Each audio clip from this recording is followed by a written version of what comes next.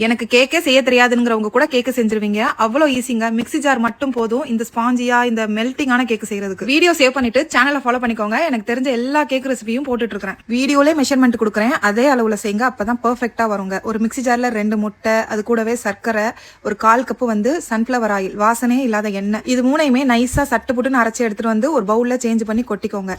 அடுத்து ஒரு ஜல்லடையில மைதா மாவு, பேக்கிங் பவுடர் ரெண்டத்தையுமே நல்லா ஜலிச்சுட்டு அது கூட கடைசியா வந்து பேக்கிங் சோடா ஒரு பிஞ்ச் மட்டும் கையில சேர்த்து ஆட் பண்ணிக்கிறேன்.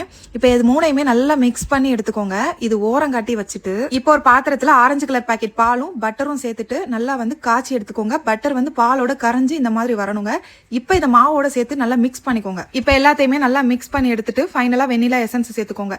அதையுமே நல்லா மிக்ஸ் பண்ணி எடுத்துட்டு இப்போ பேக்கிங் டின்ல வந்து சேஞ்ச் பண்ணி டின் சைஸ் வந்து 7 இன்ச். இதுல நான் பாதி மட்டும் ஊத்தி வச்சுக்கிறேன். அதுக்கப்புறம் 6 கப்பு செய்யறேன். கப்பு வந்து என் பிள்ளைங்களுக்கு ரொம்ப பிடிக்கும். அதனால கப்பில் கொஞ்சம் ஊற்றி வச்சுட்டு 170 டிகிரி செல்சியஸ்ல 30 40 மினிட்ஸ் கப்பு மட்டும் ஒரு 20 மினிட்ஸ்ல எடுத்துருங்க. அவன் வந்து டபுள் ராட் வந்து ஆன் பண்ணிக்கோங்க. 10 நிமிஷம் ப்ரீ ஹீட் பண்ணிக்கோங்க. குக்கரா இருந்தாலும் 10 நிமிஷம் ப்ரீ ஹீட் பண்ணிட்டு ஒரு 30 மினிட்ஸ் வந்து லோ மீடியம்ல இருந்து வச்சு எடுத்தோம்னா ரெடி ஆயிருங்க. வீடியோ சேவ் பண்ணிட்டு கண்டிப்பா அந்த கேக்கை ட்ரை பண்ணி பார்த்துட்டு என்கிட்ட சொல்லுங்க.